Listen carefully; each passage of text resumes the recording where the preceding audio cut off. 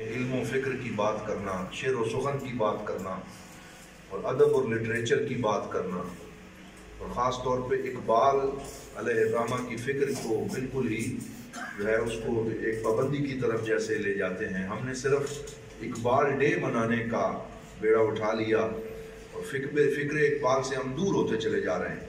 تو ایسے ماحول میں یہ خوبصورت تقریب واقعتاً ٹھنڈی ہوا کا ایک جھونکا ہے، اور ساتھ ٹھنڈی ہوائیں چل بھی رہی ہیں اور بارش ہو بھی رہی ہے، اور یہ بھی تائید عزدی ہے۔ اللہ تعالی ہمیں اس جیسی تقاریب کو اور زیادہ منعقد کرنے کی توفیق عطا فرمائے۔ ہمارا جس ادارے سے تعلق ہے، جیسے ابھی بیان ہوا، ڈاکٹر نوید اقبال صاحب بھی وہیں سے پڑھے ہیں اور ہم سب نے وہیں سے فیض حاصل کیا۔ ہمیں فکر اقبال کی طرف متوجہ حضور ضیاء الامت رحمۃ اللہ تعالی علیہ نے کیا، اور آپ ضیاء القرآن دیکھیں، ضیاء النبی دیکھیں، جگہ جگہ وہ حضرت علامہ اقبال رحمۃ اللہ تعالی علیہ کا حوالہ دیتے ہوئے نظر آتے ہیں۔ بلکہ آپ یہیں سے اندازہ لگا لیں کہ اگر کوئی کینیڈا سے پڑھا ہے وہ کینیڈین ہے، کوئی امریکن ہے، کوئی بٹراسین ہے، کوئی ملتانین ہے، پتہ نہیں کیا کیا ہم نے نام رکھ لیے۔ تو حضور ضیاء الامت نے اپنے فارغ التحصیل علماء کے لیے جو لقب پسند فرمایا وہ بھی اقبال کا شاہین ہے۔ یعنی جو بیرا سے پڑھ کے نکلتا ہے کہتے ہیں یہ شاہین ہو گیا۔ شاہین کبھی پرواز سے تھک کر نہیں گرتا، پردم ہے اگر تو نہیں خطرہ افتاد۔ اور اقبال کہتے ہیں کہ پرواز ہے دونوں کی اسی ایک جہاں میں، کرگس کا جہاں اور ہے شاہین کا جہاں اور بلکہ آپ نے دارالعلوم میں جگہ جگہ تربیت ہماری کرنے کے لیے علامہ کے شعر آویزاں کروائے تاکہ ہم آتے جاتے اسے پڑھتے رہیں کہ نغمہ کجا و من کجا، ساز سخن بہانہ ایست، سوئے قطار می کشم ناکہ بے زمام را۔ اقبال کہتے ہیں کہ میں یہ شاعری، بلکہ ایک جگہ تو گلہ بھی کرتے ہیں کہ مرا یاراں غزل خانے شمردن، کہ میرے دوستوں نے مجھے غزل خان اور شاعر سمجھ لیا، میں شاعری کرنے نہیں آیا، یہ تو ایک پیرایہ اظہار ہے۔ میں اصل میں امت مسلمہ کی اس منزل بھولی ہوئی اونٹنی کو پھر گنبد خضرا کے راستے پہ ڈالنے کے لیے آیا، میں انہیں حضور کی طرف گامزن کرنے کے لیے آیا۔ تو اس لیے ہم تو شکر گزار ہیں اپنے شیخ کریم حضور ضیاء الامت رحمۃ اللہ تعالی علیہ کے کہ آپ نے جہاں ہمیں دین پڑھایا وہاں ہمیں اقبال کا ایک محب بنایا اور اقبال سے وابستہ کیا ہے۔ آج ہمارے تعلیمی اداروں کی حالت یہ ہے، قسم کرسی ہے اور اردو زبان سے بے رغبتی ہے، اور ہم زبان ٹیڑھی کر کے انگلش بولنے کو اپنے لیے فخر سمجھتے ہیں، لیکن اردو بولنا آتا ہی نہیں ہے۔ میں تو اکثر یہ لطیفہ سناتا ہوں، یہ منڈی بہاؤالدین میں ہمارے ایک دوست ایم میں اردو کا امتحان دینے گئے، وہ کہتے ہیں کہ پیچھے ایک بندہ بیٹھا تھا، وہ کہتا تھا نقل لگوا دو، تھوڑی چیٹ ہو جائے، کچھ مجھے 2-3 سوال بتاؤ۔ میں نے کہا بھائی مجھے اپنا لکھنے دو۔ تو جب پوچھنے لگا مجھے تھوڑا ترس آیا، میں نے کہا چلو ایک سوال تو بتاتا ہوں۔ تو کہا جلدی پوچھو کیا پوچھنا ہے؟ تو کہتا ہے جی خلوت کا متضاد کیا ہے؟ میں نے کہا جلوت لکھ دو۔ خلوت جلوت پڑھنا نہیں آتا اور اسے خلوت جلوت پڑھ رہے ہیں، اور اقبال کیسے پڑھیں گے، اقبال کو کیسے سمجھیں گے کہ علامہ اقبال کے پیچھے تو میر حسن کی پوری فکر کھڑی ہے، اور اقبال کے پیچھے نور محمد کا عشق کھڑا ہے، اور اقبال کے پیچھے ان کی ماں کھڑی ہیں جو کہتی ہیں میں نے دودھ بھی پلایا ہے تو وضو کر کے پلایا۔ وہاں کون پہنچ سکتا ہے؟ اور جب انہیں سر کا خطاب دیا گیا تو وہ کہنے لگے کہ مجھے سر کا خطاب بعد میں دینا، میرے استاد میر حسن کو پہلے دینا، جس نے مجھے فارسی ادب پڑھایا، جس نے مجھے عربی ادب پڑھایا اور طاق بنا دیا۔ پتہ چلا اقبال بننے کے لیے استاد بھی کامل ہونا چاہیے، اور کسی شیخ طریقت کے پاس بھی جانا چاہیے، اور کسی استاد سے بھی رواسم بڑھانے چاہیے۔ میں پڑھ رہا تھا کہیں کہ ہلکی پھلکی باتیں ہیں کہ اقبال جو ہیں وہ جب حضرت میر حسن سبزی لینے جاتے تھے پھر بھی ساتھ ہوتے تھے، رستے میں بھی ان سے پڑھتے تھے، اور ان کے بیٹے جو میر حسن کے تھے وہ پرندے پالنے کا اور کبوتر کا بھی ان کو شوق تھا، تو وہ کہتے ہیں کہ وہ تو اپنے شوق میں تھے، میں جب سکول سے پڑھ کے آتا پھر بھی اپنے استاد کے گھر پہنچ جاتا اور دن کو اپنے سکول کے اسباق پڑھتا، اور عصر سے ظہر سے عصر تک اور عشاء تک اپنے استاد سے عربی اور فارسی پڑھتا۔ اور میرے استاد صاحب کا ایک پوتا تھا جس کا نام محمد احسان تھا، اور وہ بڑا ماشاءاللہ فربا اور صحت مند تھا، اور جب میرے استاد گرامی لاٹھی ٹیکتے ہوئے بازار سودا لینے جاتے مجھے کہتے یہ احسان کو بھی اٹھا کے ساتھ لے آؤ۔ تو ایک دن میں نے اٹھا لیا اور میں اپنے استاد کے پیچھے جا رہا تھا، تو میرے استاد نے پیچھے مڑ کے مجھے دیکھا اور کہنے لگے کہ اس کی برداشت بھی دشواری ہے، یعنی یہ احسان جو ہے اسے اٹھانا بڑا مشکل ہے، اس کی برداشت بھی دشواری ہے۔ تو اقبال نے فوراً کہا تیرا احسان بہت بھاری ہے، کہا تیرا احسان بہت بھاری ہے۔ تو زومانہ بات کی کہ یہ احسان بھی بھاری ہے اور جو احسان تو نے مجھ پہ کیا ہے وہ بھی میں اس کا بدلہ نہیں چکا سکتا کہ آپ نے اقبال کو اقبال بنا دیا ہے۔ تو پھر وہ جو گورے تھے، انگریز تھے، انہوں نے کہا جناب آپ کو ہم سر کا خطاب دے رہے ہیں آپ کے لٹریچر کی وجہ سے، آپ کی شاعری کی وجہ سے اور آپ کی محنت کی وجہ سے، تو اپنے استاد کی کوئی کتاب دکھائیں، ہم انہیں بھی سر کا خطاب دیں گے۔ تو اقبال نے کہا کہ میرے استاد کی کتاب دیکھنی ہے تو میں خود کھلی کتاب ہوں، یعنی شخصیت سازی جو لوگ کرنے والے تھے وہ کہاں چلے گئے۔ اقبال نے کہا شیخ مکتب ہے ایک عمارت گر، اس کی صنعت ہے روح انسانی۔ یہ شیخ مکتب بھی ایک عمارت تعمیر کرتا ہے لیکن وہ گارے اور اینٹوں کی عمارت سیمنٹ کی نہیں بناتا، بلکہ وہ روح انسانی کی تعمیر کرتا ہے، وہ انسان کی شخصیت کی تعمیر کرتا ہے۔ تو وہ اساتذہ کہاں چلے گئے کہ جو افراد سازی کا کام کرتے تھے، جو لوگوں کو تیار کرتے تھے۔ تو میں چند بالکل مختصر اشارات ہی کر سکتا ہوں، اتنا وقت نہیں ہے کہ لمبی بات کی جائے۔ جیسے ابھی مجھ سے پہلے میرے ممدوح محترم کہہ رہے تھے کہ اقبال کا تخصص کیا ہے، اقبال کی اسپیشلائزیشن کیا ہے، بہت ساری باتیں ہو سکتی ہیں، لیکن جہاں تک میں اپنے جتنا مطالعہ کیا، جتنا اساتذہ سے سیکھا، تو میں تو یہ کہوں گا کہ اقبال کا تخصص عشق رسول ہے، اقبال کی اسپیشلائزیشن عشق رسول ہے، اور وہ حضور کی امت کو حضور سے وابستہ کرنے آئے ہیں، حضور سے جوڑنے آئے ہیں۔ تو وہ تو عشق رسول صلی اللہ علیہ وسلم ان کی فکر کا آغاز بھی ہے اور ان کی فکر کا اختتام بھی ہے۔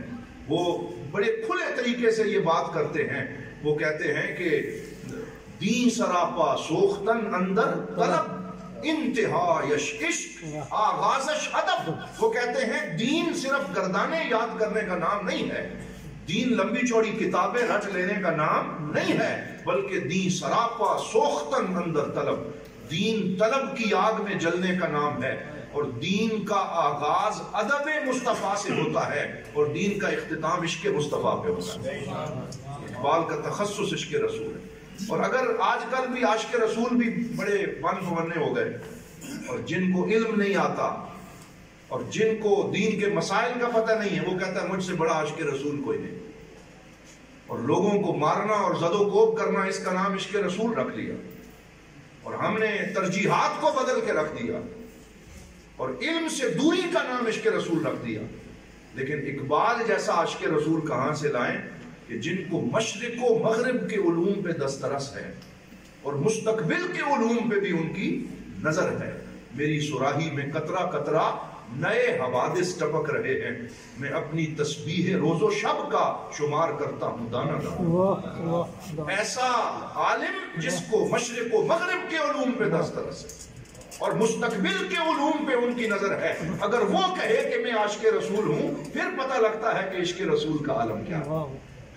اور جو جاتے ہیں، آپ سنتے ہیں کہ ان کے والد نے انہیں خط لکھا اور کہا بھائی یہ مغرب میں جا کے وہاں کی چکا چوند میں کھو تو نہیں گئے؟ کہا آپ نے جو تربیت کی تھی زمستانی ہوا میں گرچہ تھی شمشیر کی تیزی، نہ چھوٹے مجھ سے لندن میں بھی آداب سال خیزی۔ میں نے وہاں بھی تہجد نہیں چھوڑی اور وہاں بھی اپنا سبق جو ہے وہ میں نے نہیں چھوڑا۔ اسی لیے آپ فرماتے ہیں عطار ہو، رومی ہو، رازی ہو، غزالی ہو، کچھ ہاتھ نہیں آتا بے آہ سحر کا۔ تو اقبال سمجھتے ہیں صرف علم کافی نہیں ہے، بلکہ علم سے پہلے عشق کی ضرورت ہے، اور عشق رسول صلی اللہ علیہ وسلم کی آپ بات کرتے ہیں۔ اسی طرح پھر آپ نے جو اقبال کا پورا کلام ہے، میں تو یہ سمجھتا ہوں کہ وہ دین متین کی تفسیر جدید ہے اور تعبیر نو ہے۔ جو آپ نے یہ کام کیا ہے، جو یہ ان کا پی ایچ ڈی کا تھیسس بھی ہے، The Reconstruction of Religious Thought۔ Iqbal یہ بات کرتے ہیں کہ ہمیں، اس کو ہم مصر میں کہتے تھے تجدید الخطاب الدینی، تجدید الخطاب الدینی، کہ جیسے ہم ہر آنے والے زمانے میں کپڑے بھی برانڈ چینج کر لیتے ہیں کہ اب اس برانڈ کے پہنیں گے، جوتا اس برانڈ کا پہنیں گے، لائف سٹائل فلاں برانڈ کا ہوگا۔ اقبال کہتے ہیں باقی برانڈ چینج کرو یا نہ کرو، بلکہ دین کی تعبیر جدید کی ضرورت ہے، دین کو نئے پیمانے میں رکھ کے پیش کرنے کی ضرورت ہے، ورنہ لوگ تمہارے خیالات کو فرسودہ کہیں گے اور تمہارے اور عوام کے درمیان ایک گیپ کریٹ ہو جائے گا۔ اگر وہ گیپ ختم کرنا چاہتے ہیں، آپ کو ہر زمانے کی زبان سیکھنی ہوگی اور نئے تمام جو طرز تکلم ہیں ان پہ عبور حاصل کرنا ہوگا، اور دین کو بھی نئی تعبیرات کے ساتھ پیش کرنا ہوگا، تاکہ دین جو ہے وہ تمام عالم انسانیت کے لیے قابل قبول ہو کے سامنے آ جائے۔ تو وہ دین کی تعبیر نو پیش کرتے۔ اسی طرح اگر ہم ان کے خواب کی بات کریں تو اقبال نے بہت سارے خواب دیکھے ہیں۔ میں یہ کہتا ہوں، آپ سے عرض کروں کہ اقبال کے خوابوں میں سے سب سے چھوٹا خواب پاکستان کی بنانے کا خواب تھا جو پورا ہو گیا۔ وہ مصور پاکستان ہے، وہ پاکستان کا خواب دیکھنے والا، لیکن یہ ان کے خوابوں میں سے ایک چھوٹا خواب تھا۔ یہاں پہ ان کے خواب ختم نہیں ہوتے، وہ اس سے بڑھ کے ایک جگہ پہ وہ لکھتے ہیں کہ میرا ایک خواب یہ ہے کہ میں قرآن پاک کی جدید تفسیر لکھنا چاہتا ہوں۔ یہ انہوں نے خود لکھا ہے اور ان کو موقع نہ ملا، وقت نے ان کو مہلت نہ دی اور وہ چلے گئے۔ اگر اقبال کے قلم سے وہ تفسیر نکل کے آ جاتی تو اس کا کیا رنگ ہوتا اور کس طرح قرآن پاک کی انڈرسٹینڈنگ ہمارے لیے آسان ہو جاتی۔ تو وہ یہ بھی چاہتے تھے کہ قرآن کی جدید علمی پیمانوں پہ تفسیر کی جائے، اور میں سمجھتا ہوں کہ اقبال کے اس خواب کو شرمندہ تعبیر کرنے کے لیے ہماری آنے والی نسلوں کو محنت کرنی چاہیے اور اپنے اندر وہ شرائط اور وہ قابلیت پیدا کرنی چاہیے کہ دین کی یہ تفسیر جدید اور قرآن پاک کی ایک علمی پیمانوں پہ تفسیر ممکن ہو سکے۔ لیکن ظاہری بات ہے کہ وہ تفسیر ہر بندہ نہیں کر سکتا، ورنہ تو ایسے مفسر بھی آ گئے جنہوں نے قرآن کی شکل بگاڑنے کی کوشش کی اور معجزات کا انکار کیا، لیکن وہی بندہ قرآن کی صحیح تفسیر کر سکتا ہے جس کے اندر علم و فن کی وہ ساری شرائط پہلے سے موجود ہوں، جیسے اقبال کی شخصیت سازی ہوئی۔ اسی طرح وہ اپنے ایک خواب یہ بھی ذکر کرتے ہیں کہ فقہ اسلامی کی تشکیل نو اور تعبیر نو ہونی چاہیے، یعنی فقہ کے اندر بھی یہ جنہیں ہم قضایا فقہیہ معاصرہ کہتے ہیں اور نئے پیش آمدہ جو مسائل ہیں ان کا حل کرنے کے لیے بھی فقہاء کو کوشش کرنی چاہیے۔ میں اس کی مثال آپ کو یہ دیتا ہوں، فقہ مسلسل زمانہ کیونکہ آگے چل رہا ہے اور سماج جو ہے اس نے دوڑ لگائی ہوئی ہے، اور ہمارے کچھ ایسے روشن خیال لوگ آ گئے ہیں جو کہتے ہیں جی، میں گزشتہ دنوں اسلام آباد میں سن رہا تھا، وہ کہہ رہے تھے جی کہ سماج متحرک ہے اور دین جامد ہے اور یہ سٹیگننٹ ہے، اس لیے اب سماج کے ساتھ دین نہیں چل سکتا، تو وہ سیکولرزم کی بات کرتے ہیں۔ وہ کہتے ہیں یہ اسلامی جمہوریہ پاکستان نہ کہو بلکہ اسے صرف جمہوریہ پاکستان کہو، وہ اسلامی پہچان پاکستان کی ختم کرنا چاہتے ہیں اور اپنے آپ کو دینی اسکالر بھی کہتے ہیں۔ اقبال نے ان کے بارے میں کمال کی بات کی۔ آج لوگ کہتے ہیں نہیں جی اقبال جدت کی بات کرتا ہے۔ اقبال نے اپنے فارسی کلام میں کہا، یہ جیلم میں ہمارے ایک صاحب بیٹھے ہوئے ہیں، وہ کہتے ہیں پرانے علماء کو چھوڑ دو اور بابوں کو چھوڑ دو اور صوفیاء سے اپنا تعلق جو ہے وہ تم ختم کر لو اور آگے بڑھو۔ یہ پتہ نہیں کہاں آگے بڑھ کے جانا چاہتے ہیں۔ اقبال کہتا ہے اجتہاد عالمان کم نظر اقتدا بر رفتگاں محفوظ تر۔ کہتے ہیں یہ جو کم نظر علماء ہیں جن کو آتا جاتا کچھ نہیں ہے، ان کے اجتہاد کے بجائے اقتدا بر رفتگاں محفوظ تر، جو چلے گئے لوگ ہیں ان کی پیروی اور اقتدا کرنا یہ محفوظ تر راستہ ہے، وہ تمہیں سرکار کے صراط مستقیم سے بھٹکنے نہیں دیں گے، وہ تمہیں ٹھیک رکھیں گے، تم ان کے پیچھے چلو۔ یعنی آج جو لوگ اقبال کے اجتہاد پہ بات کرتے ہیں کہ اقبال نے کہیں کہہ دیا کہ the door of اجتہاد is closed، کہ یہ دروازہ اجتہاد کا بند ہو گیا، وہ اقبال نے اس لیے نہیں کہا کہ اجتہاد کا دروازہ بند ہو گیا، اقبال نے کہا اجتہاد کرنے والے لوگ موجود نہیں، یہ کم نظر لوگ ہیں، ان کے اندر اتنی صلاحیت نہیں ہے کہ یہ دین کا اجتہاد کر سکیں، یہ کہیں کھلواڑی نہ کر ماریں۔ اس لیے وہ کہتے ہیں میری تمام سرگزشت کھوئے ہوں کی جستجو، میری تمام سرگزشت کھوئے ہوں کی جستجو، کہ جو لوگ چلے گئے جنہوں نے سرکار دو عالم کی سیرت کے مطابق زندگی گزاری، ان سے تعلق توڑو گے تو تم گمراہ ہو جاؤ گے، ان کے ساتھ اپنے تعلق کو استوار رکھنا۔ تو اس طریقے سے وہ فقہ اسلامی کی تعبیر نو کی بات کرتے ہیں۔ اسی طرح فرد کی تربیت کے معاملے میں بالکل اختصار سے آخری دو اشارے کروں گا۔ وہ کہتے ہیں کہ فرد کی تربیت میں اور فرد کو وہ دو طرح سے دیکھتے ہیں، ایک فرد کو خودی کے اعتبار سے اور دوسرا بے خودی کے اعتبار سے۔ پہلے انہوں نے اسرار خودی لکھی اور پھر تھوڑا عرصہ وہ اور کچھ نہ لکھا، پھر انہیں کسی نے کہا کہ جناب ابھی یہ فکر مکمل نہیں ہوئی، اور پھر انہوں نے رموز بے خودی لکھی۔ تو اسرار خودی کیا تھا کہ فرد کو خود روشن ہونا چاہیے، خود چمکنا چاہیے، اپنے آپ کو اتنا قابل بنانا چاہیے کہ وہ جہاں جا کے بیٹھے وہ اس ایک روشن ستارہ ہو، ایک چمکتا ہوا ہو، اور اس کی ساری صلاحیتیں چمک رہی ہیں۔ یہ تو خودی ہے، لیکن وہ خودی پہ رکے نہیں ہیں۔ کسی نے کہا تھا اے حکیم الامت اے دانائے راز، علم و حکمت پہ کو ہے تجھ پر فخر و ناز، کلمہ متروک تھا لفظ خودی، تو نے اس کو دے دیا حکم جواز۔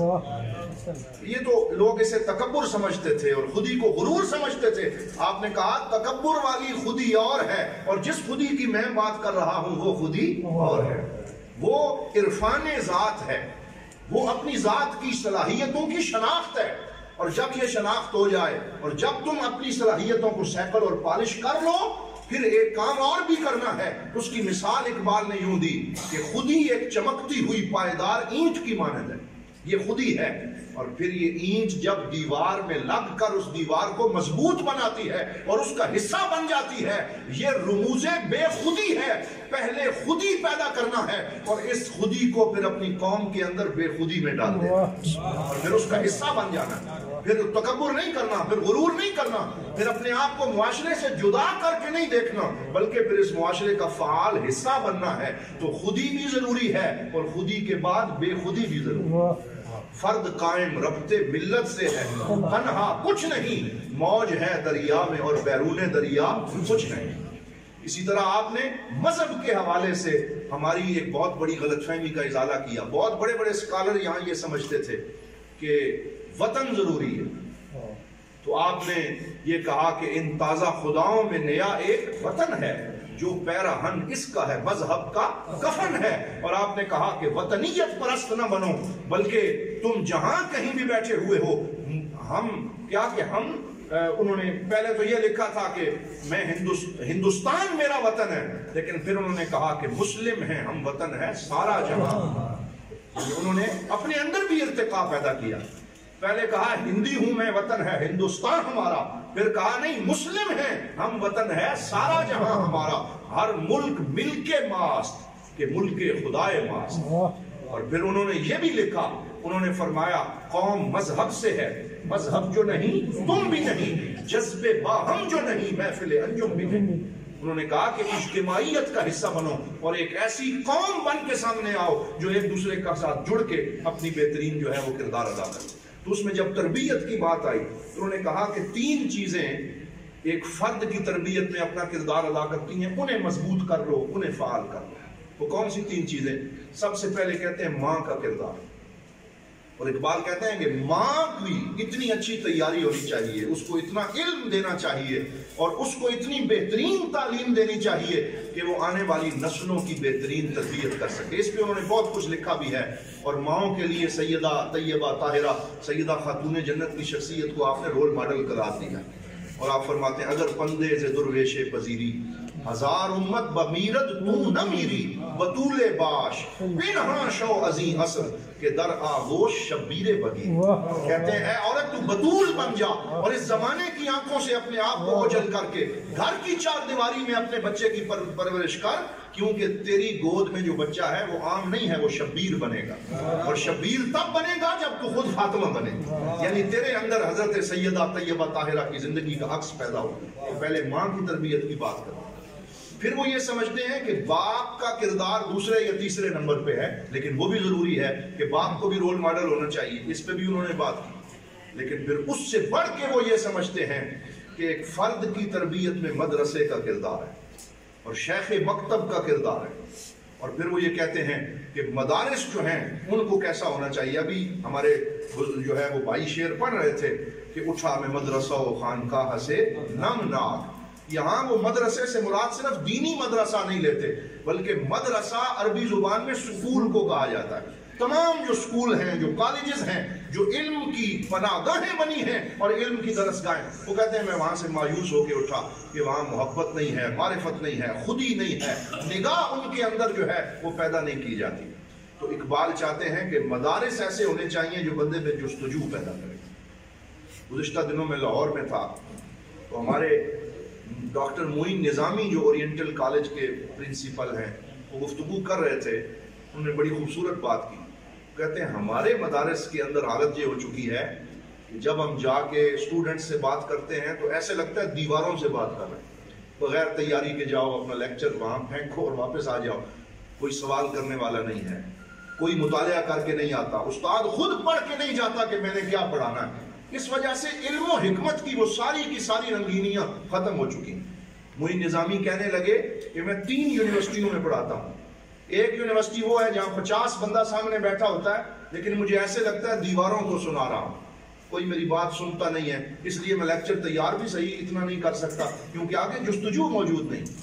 پھر کہنے لگے ایک ایسی یونیورسٹی ہے جسے ہم ناپسندیدہ یونیورسٹی کہتے ہیں، وہ بھی لاہور میں، اور اس کو ہم کہتے ہیں کہ جی یہ پتہ نہیں کیا کیا پروموٹ کر رہی ہے، لیکن جب میں وہاں پڑھانے جاتا ہوں مجھے 4 دن تشویش رہتی ہے کہ میں نے لیکچر تیار کرنا ہے، کیونکہ وہاں ایک ایک جملے پہ طلباء کہتے ہیں جناب آپ جو بات کر رہے ہیں اس سے ریسنٹ یہ ریسرچ بھی آ چکی ہے، یہ ریسرچ بھی آ چکی ہے، یہ تحقیق بھی ہو چکی ہے، آپ آگے کی بات کریں۔